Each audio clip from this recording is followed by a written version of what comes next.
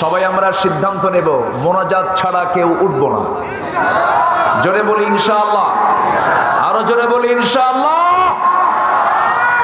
কেউ যেন শয়তানের ওয়াসওয়াসায় পড়ে বিনা ওজরে এখান থেকে না ওঠে।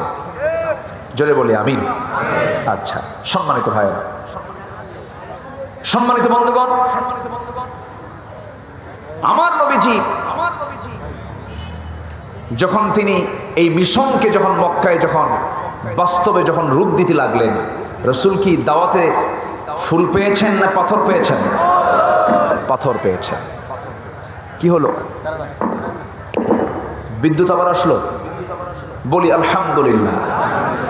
বেশি জোরে বলার দরকার না, আবার যেতেও পারে। তো এরকম আনাকুম জানাকুম হলে তো ওয়াজই শেষ। যে কোনো একটা চালান।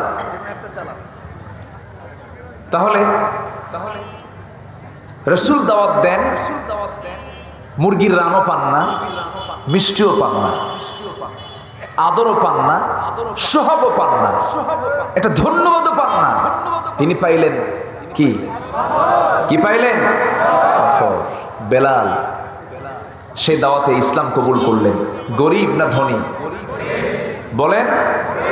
শুধু গরিব না, অনেক গরিব। তার মতো গরিব এখানে কেউ আছে? মনে হয় না। হয়তো ভাববেন হুজুর আমি গরিব। না, বেলাল এতটুকুন গরিব ছিলেন, এত অসহায় তিনি ছিলেন। তার সম্পত্তি ছিল শুধুমাত্র সতর ঢাকার শুধু কাপড়টা ছিল। আহা, শুধু নাভি থেকে হাঁটু পর্যন্ত এতটুকুন কাপড় ছাড়া তার দেহে আর কোনো কাপড় ছিল না, তার কোনো সম্পদ ছিল না। এখানে কি একজন মানুষ হাত তুলে বলতে পারবেন হুজুর শুধু আমার এই সফরের কাপড় ছাড়া আর কিচ্ছু নাই? কেউ কি বলতে পারবেন নাকি? আমরা অনেক ভালো আছি, বলি আলহামদুলিল্লাহ। সাইয়েদনা বেলাল যখন গোলামজাদা গোলাম কালিমার যখন দাওয়াত পেলেন, মনিব উমাইয়ার দিল ইসলামের জন্য খুলল না। বেলাল সঙ্গে সঙ্গে বলে ফেললেন, দেরি করব না, মহাসত্য যখন কাছে পেয়েছি আর দেরি না করে আমি এখন পড়লাম লা ইলাহা ইল্লাল্লাহু মুহাম্মাদুর রাসূলুল্লাহ সাল্লাল্লাহু আলাইহি ওয়াসাল্লাম। কি গরিব তিনি ছিলেন! বাবও গোলাম ছিলেন, ছেলেও গোলাম ছিলেন। আফ্রিকান নিগ্রো কালো কুসকুসে মানুষ ছিলেন। ঠোঁটটা মোটা ছিল, দাঁতগুলো ফাঁকা ফাঁকা ছিল, মাথার চুলগুলোতে চিরুনি ঢুকতো না, গুনার মতো শক্ত শক্ত সেই চুলগুলো ছিল। এত কালো ঘন মানুষ ছিলেন, তাকে দেখে সাহাবীরা মাঝে মাঝে মজা করে বলতো কালো পাহাড় আসতেছে। ওই যে কালো পাহাড় আসতেছে, রাসূল সেই সময় সঙ্গে সঙ্গে বলতেন সাহাবীরা, আমার বেলালকে তোমরা কালো পাহাড় বলে ডেকো না, কারণ আমার বেলাল দিন গ্রহণ করতে গিয়ে যে পরিমাণ রক্ত ঝরেছে, বেলালের রক্তের মধ্য দিয়াই আল্লাহর দিন কায়েম হয়ে যাবে। তোমরা আমার বেলালকে কখনো গালমন্দ করে কোনো কথা বলতে যেও না। আমি হলাম ইমাম, আর মুয়াজ্জিনকে বলেন, আস্তে মুয়াজ্জিনকে বলেন। বেলাল কালো মানুষ, কিন্তু আজান যখন দিতেন বাহ্যিকভাবে আজানটা তেমন সুন্দর ছিল না। কণ্ঠটা কর্কশ কর্কশ ছিল, কণ্ঠের মধ্যে বাহ্যিকভাবে তেমন সৌন্দর্য না থাকলেও বেলাল যখন আজান দিয়েছেন, তার আজানটা আর শাজিম পর্যন্ত স্পর্শ করেছে। আহারে, বেলাল আজান দিচ্ছিলেন। আমার নবীজি সেই সময় কি করতেন? সব কাজ ফেলে রেখে আমার নবীজি বেলালের সামনে দাঁড়িয়ে যেতেন। যখন তিনি বলতেন আশহাদু আন্না মুহাম্মাদুর রাসূলুল্লাহ, আমার নবীর দিকে নখটা উঁচু করে ধরতেন, ডান হাতে নখ উঁচু করে রাসূলের দিকে তাকাতেন আর বলতেন আশহাদু আন্না মুহাম্মাদুর রাসূলুল্লাহ। রাসূলকে দেখে দেখে জীবন্ত আজান দিয়েছেন। কিন্তু আমার নবীর ইন্তেকাল যখন হয়ে গেল, আজানও বন্ধ হলো। বেলালের আজান আর কেউ বেলালকে দিয়ে দেওয়াতে পারে না, খালি কান্দে। বেলাল শুধু অজরে ঝরায় কান্দেন, কান্নাত কেউ তারা থামাতে পারে না।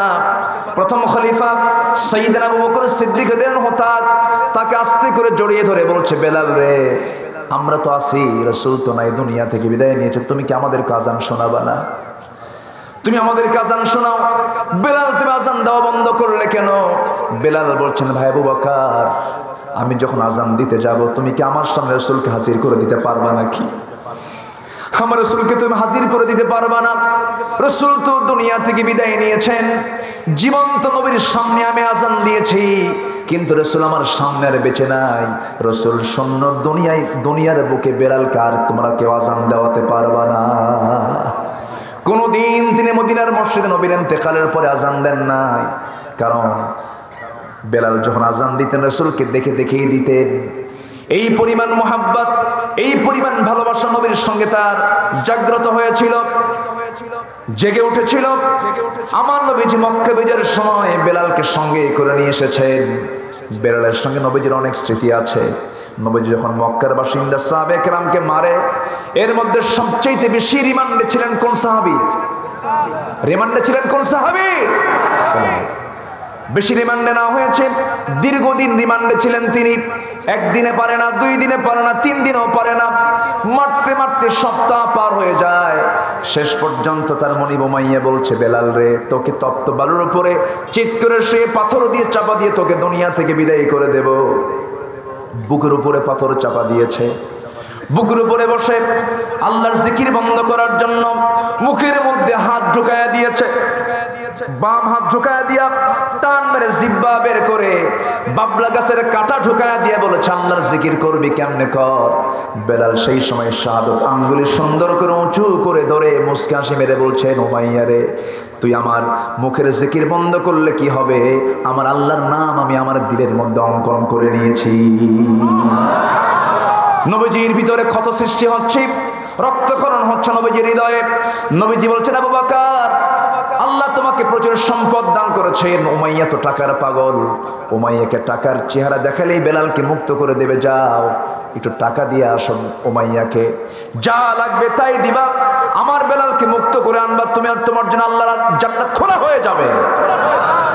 সাইয়েদনা আবু বকর করলেন কি, স্বর্ণ মুদ্রাগুলো, গচ্ছিত স্বর্ণ মুদ্রা সবগুলো একটা ঝোলার মধ্যে তুলে নিয়ে উমাইয়ার সামনে গিয়ে বলছেন, উমাইয়া কত টাকা লাগবে, কত স্বর্ণ মুদ্রা লাগবে, বিনিময়ে বেলালকে মুক্ত করে দেবে। সে একটা পরিমাণ চাইল, সঙ্গে সঙ্গে আবু বকর সিদ্দিক বললেন, ওই পরিমাণ কেন, তার ডাবল দিচ্ছি। সুবহানাল্লাহ বলেন। কিসের আশায়? কিসের আশায়? জান্নাতের আশা। উমাইয়ার মুখে স্বর্ণ মুদ্রা নিক্ষেপ করে বেলালকে মুক্ত করে এনে নবীর সামনে যখন হাজির করানো হলো, রাসূল দেখতেছেন আপাদ মস্তক মাথা থেকে পা পর্যন্ত একটাও জায়গাও নাই যে জায়গায় বেলালের ক্ষত চিহ্ন নাই। মুমূর্ষ অবস্থা বেলাল। রাসূল তার চামড়াগুলোকে হাত দিয়ে নাড়ায়া নাড়ায়া দিচ্ছেন, বেলালকে আদর করে দিচ্ছেন। ও বেলাল, তোমার এই রক্ত, তোমার এই ক্ষত চিহ্ন ইসলামের জন্য বিশাল বড় উপকার হয়ে যাবে। তাকে সেবা শুশ্রূষা করা হলো। কিছুদিন পর আবার দেখতে পেলেন ইয়াসার পরিবারকে ধরে নিয়ে মুরগির রানের মতো 2 টুকরা করে দুনিয়া থেকে বিদায় করে দেওয়া হচ্ছে। সাহাবা একরামকে ধরে ধরে যখন মারে, সেই সময় আমার নবীজি কিছু সংখ্যক সাহাবীকে বলেন, সাহাবীরা, মক্কার হাওয়া ভালো না, তোমরা মক্কার বাইরে চলে যাও। জাফর বিন আবু তালিব, তুমি আমার চাচাতো ভাই, যাও আবিসিনিয়ার দিকে চলে যাও, হিজরত করো, যাও। তাকে পাঠিয়ে দেওয়া হলো।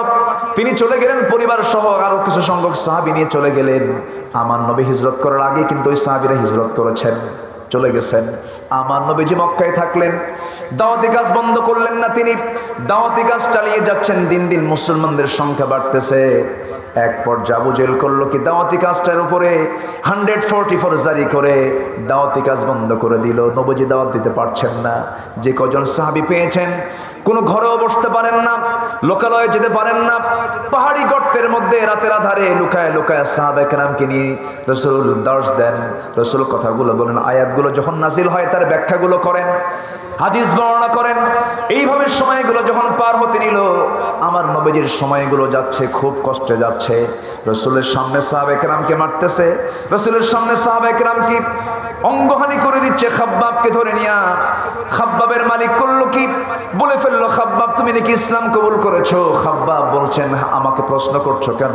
তোমরা জানো কিনা জানি না, আমি উচ্চ স্বরে বললাম, আশহাদু আল্লা ইলাহা ইল্লাল্লাহু ওয়াহদাহু লা শারীকা লাহু ওয়া আশহাদু আন্না মুহাম্মাদান আবদুহু ওয়া রাসূলুহু। হেদায়েতের মালিককে। ইসলাম কবুল করলেন। উনি ছিলেন কামার। কি ছিলেন? কামার বোঝেন তো? কি পিটায়?